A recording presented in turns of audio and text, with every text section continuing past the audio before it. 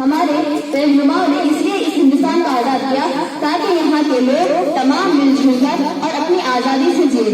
لیکن آج دیکھا جاتا ہے کہ اسی ہندوستان پر بہت سے آتش زدی ہو رہی ہے.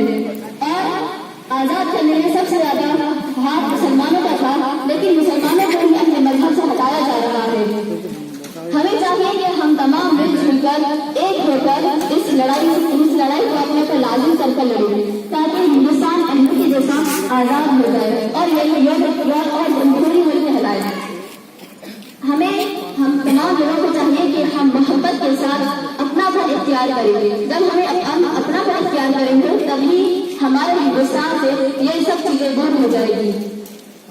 تو میں آخر میں اللہ تبارک و تعالیٰ سے دعا کرتا ہوں کہ اللہ تبارک و تعالیٰ ہمیں ہندوستان پر جو مسلمانوں کو ستایا جا رہا ہے اس کو دور کر دے. سبحان ربک رب العزت عما یصفون وسلام